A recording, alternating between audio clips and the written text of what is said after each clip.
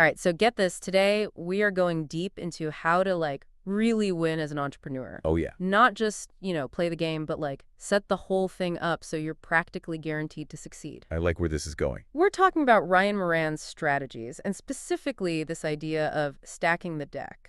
Now, you sent me some of his stuff, right? Yeah, it's like he's giving us the cheat codes to the whole entrepreneurial game. I love that analogy. Less grinding, more strategic advantage. Okay, so less about just working hard. Exactly. It's about working smart. Moran's stuff is fascinating. He doesn't just say work hard. He lays out a whole system for making that hard work pay off massively. It's like he's giving us the cheat codes to the entrepreneurial game. Okay, so less grinding, more strategic advantage. That's music to my ears. But what is this stacking the deck system exactly? I feel like I've heard the term, but Moran seems to have a very specific framework. Right, you're right on. It's not just a catchy phrase, it's a whole process. From what I've gathered from your sources, it comes down to three core components. Yeah, first you need to anticipate the challenges most businesses face. Think of it like a pre-mortem for your business. What could go wrong, and how do you prepare for it before it happens? That's smart. It's like having a contingency plan for every possible scenario. So less putting out fires and more fireproofing the whole operation. Exactly. Second is all about leverage. Moran's big on utilizing the right tools, platforms, networks. It's not about reinventing the wheel. It's about finding the most effective ways to amplify your efforts and get the biggest bang for your buck. This is where my work smarter, not harder senses are tingling. Haha, good. But what about the third component? The third piece is all about efficiency, specifically building systems that can run smoothly and scale without you needing to micromanage every detail. Okay, got it. Think automation delegation and optimizing your processes so you can focus on the big picture strategy. Okay, I'm seeing how these three pieces fit together. Anticipate challenges, leverage resources, build efficient systems. It's like building a fortress for your business. But how does Moran actually put this into practice? Where do you even begin with stacking the deck? Moran is all about those fast wins. Oh, yeah, I've heard about this. Not just any wins, but quick early victories that validate your idea and fuel your momentum. He says this is crucial for building confidence and proving to yourself that you're on the right track. Right, that makes sense. Especially for us entrepreneurs who can sometimes be plagued by self-doubt. It's like getting that reassurance early on that, hey, this thing might actually work.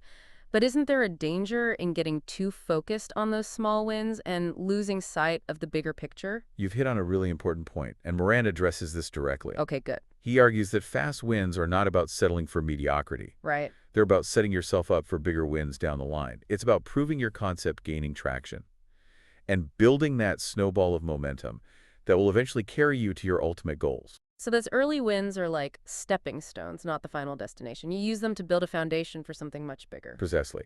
Now, one of the key tools that Moran believes is essential for stacking the deck in today's world is Amazon. Amazon. Yes.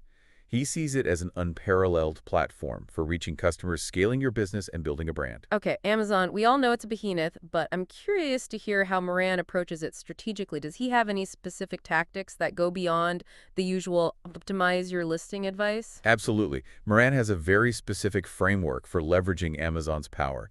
He talks about crafting what he calls an irresistible offer, a Okay. product and listing combination that's so compelling customers practically can't say no. Irresistible offer. I like the sound of that. But how do you actually create one? What makes a product stand out in that sea of Amazon listings? Well, Moran emphasizes the importance of going beyond just listing features and benefits. He says you need to tap into the emotional drivers behind customer purchases. Oh, I see. What problem are you solving for them? How will your product make their lives better? So it's about connecting with customers on a deeper level, understanding their needs and desires. But how does that translate to an actual Amazon listing? What are some concrete examples of what Moran recommends? Moran's all about specificity. For your product title, he advocates using clear, concise language. That highlights the key benefit and includes relevant keywords.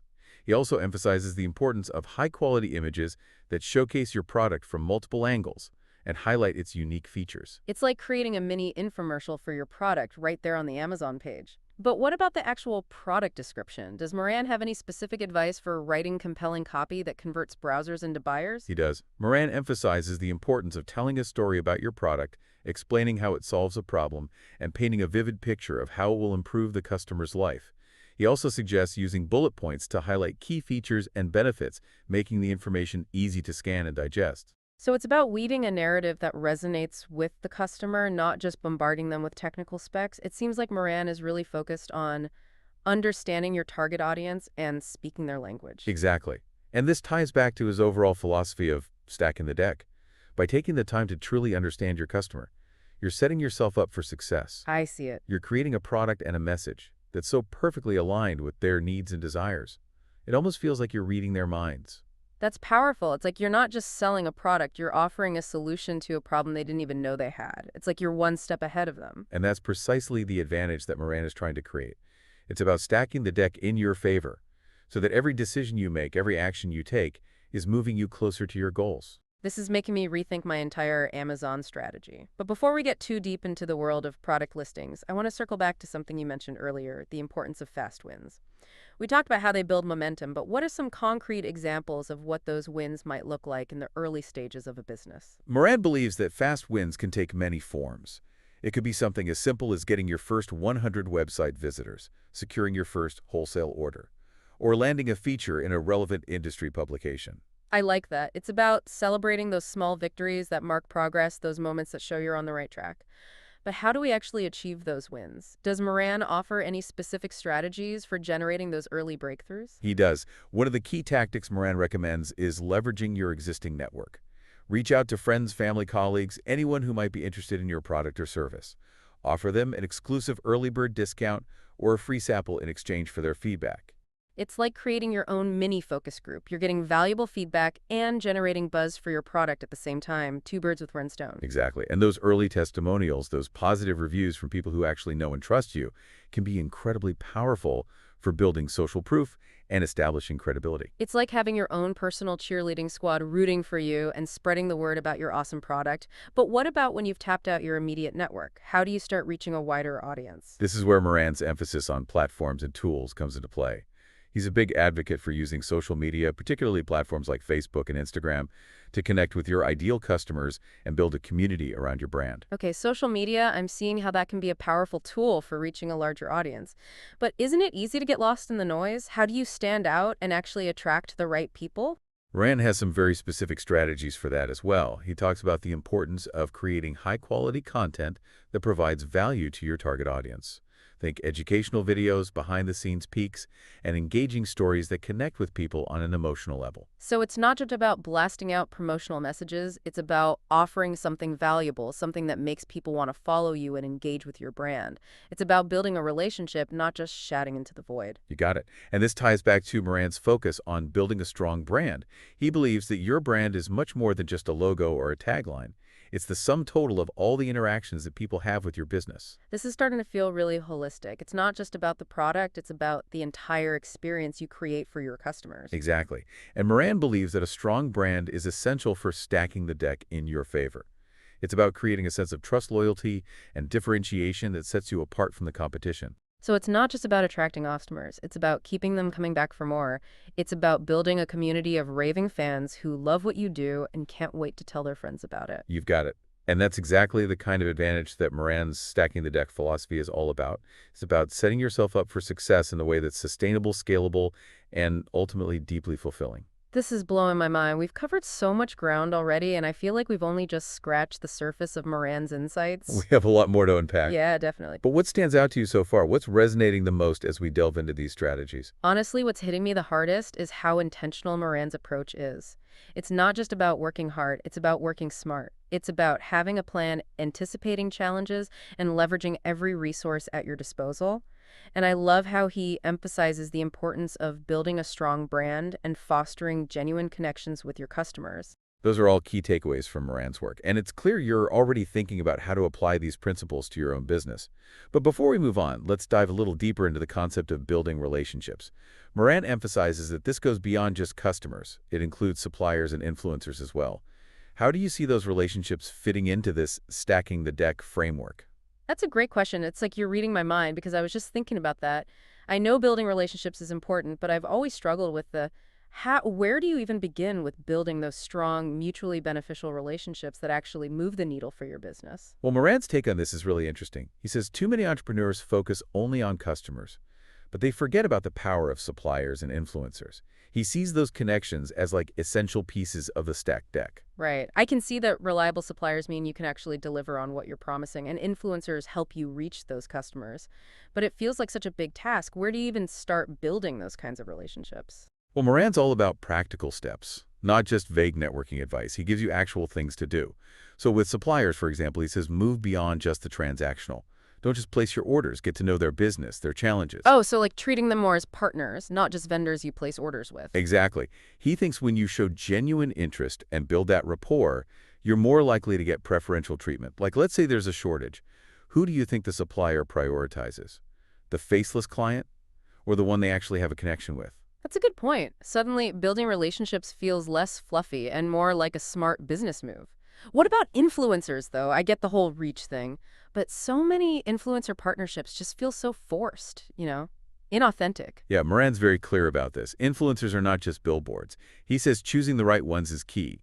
It's not just about how many followers they have, but whether their values actually match your brand, and if their audience already trusts what they recommend in your specific niche. Oh, that's way smarter than just going after the person with the most followers, but finding those perfect fit influencers feels impossible, like finding a needle in a haystack. Well, Moran has a great suggestion for this. He says start by looking within your own customer base. Really? Yeah, who are your most enthusiastic fans? Are any of them micro-influencers? Even if they have smaller followings, they already love your product. That genuine enthusiasm comes through. Wow, starting with your own community, that's a perspective I hadn't thought of. But let's say you do want to branch out beyond that initial circle. How do you approach influencers without sounding like every other generic brand deal email? Moran is all about personalization. He says forget the mass emails, really study the influencer's content. Engage with them genuinely before you ever pitch anything. He even suggests offering to buy their product or service first, to show that you value them. Okay, this is like turning influencer marketing on its head. It's not about using them. It's about building a real connection that's mutually beneficial. Exactly. And Moran believes that kind of approach leads to long-term relationships. The influencer feels valued, their audience gets genuine recommendations, and your brand benefits from authentic promotion. It's a win-win-win. Seriously, I'm taking notes like crazy over here. This deep dive is already gold. But let's shift gears for a sec. We've talked a lot about the external stuff, stacking the deck with Amazon relationships. What about the internal stuff? Does Moran talk about mindset at all? Oh, absolutely. In fact, he argues that mindset is foundational to the whole stacking the deck concept. He talks about cultivating what he calls an abundance mindset. Abundance mindset. I've heard that term, but what does it actually mean for entrepreneurs? For Moran, it's about believing that there are enough opportunities, enough customers, enough success to go around. It's about rejecting that scarcity mindset that can lead to competition jealousy and ultimately self-sabotage. So it's like seeing the entrepreneurial world as a place where everyone can win, not a cutthroat battleground. Exactly. And Moran believes this mindset shift is crucial for attracting abundance into your life and your business.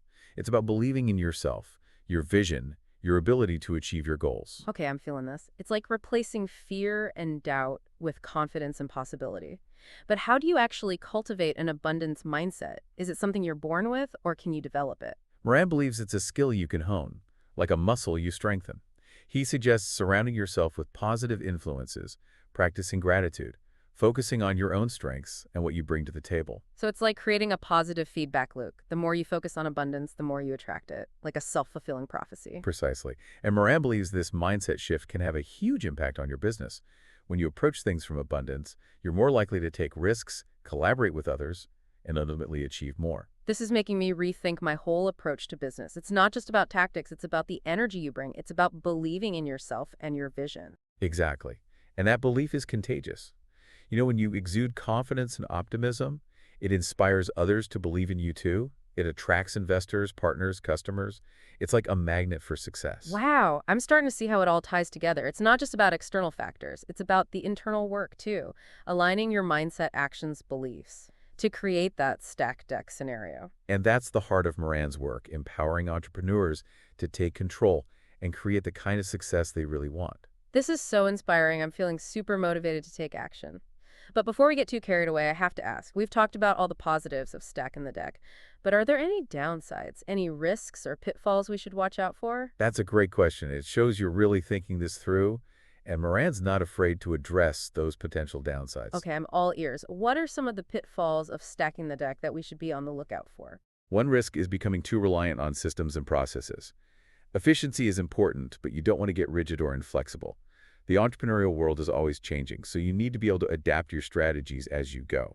So it's about finding that balance between structure and flexibility, being organized, but also open to new ideas and opportunities. Exactly.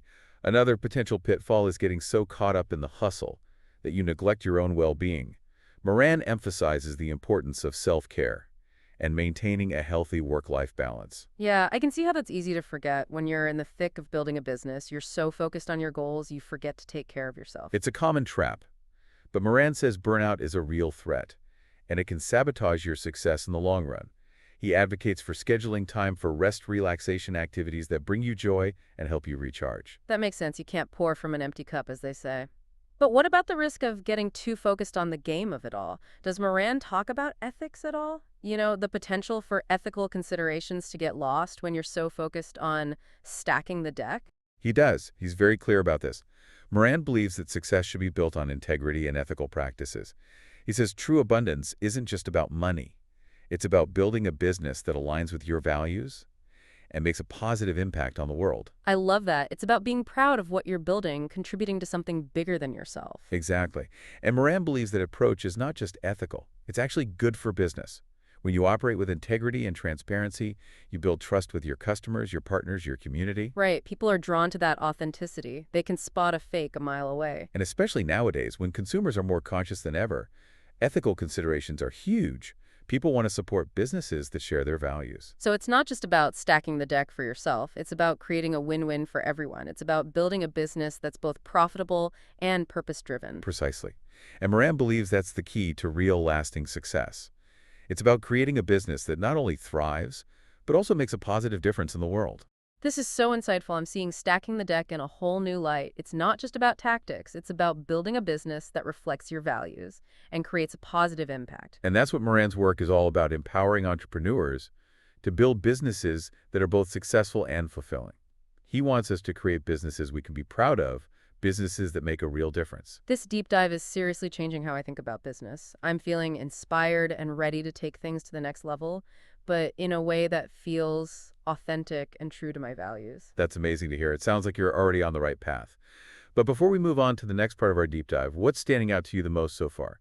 What are some key takeaways that you're thinking about implementing in your own business? Honestly, there's so much here, but one thing that keeps coming back to me is what Moran says about building real relationships, not just with customers, but with suppliers and influencers too. It's like he's saying collaboration is the key, and that by building those strong win-win relationships, you create a whole network of support that helps everyone succeed. That's a great insight.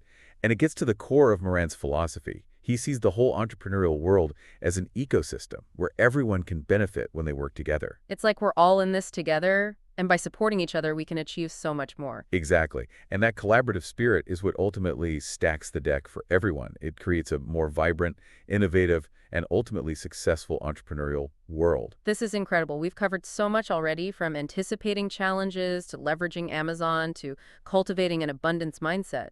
But there's still so much more to unpack in Moran's work. What other gems are waiting to be discovered? You know, it's funny, before we started, I thought stacking the deck was all about like tactics, outsmarting the competition.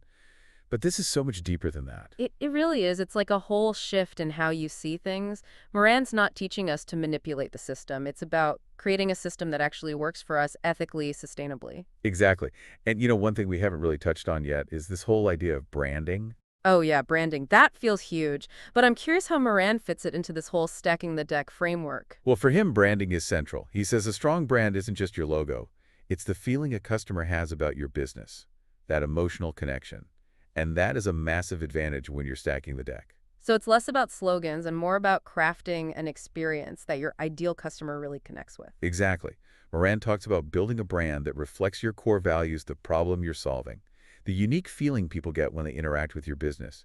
He calls it your brand essence. Ooh, brand essence. I love that. It's like capturing the soul of your business, but how do you actually turn that into something real, something customers can experience? Moran is all about consistency. He says the brand essence needs to be in everything. Your website, copy, your social media voice, even your packaging, how your customer service team interacts. It's about creating a seamless experience that shows who you are. That makes sense. Every interaction tells the same story, reinforces that connection. But there are so many things to keep track of as an entrepreneur. How do you actually manage to stay consistent across all of that? Moran suggests creating what he calls a brand style guide.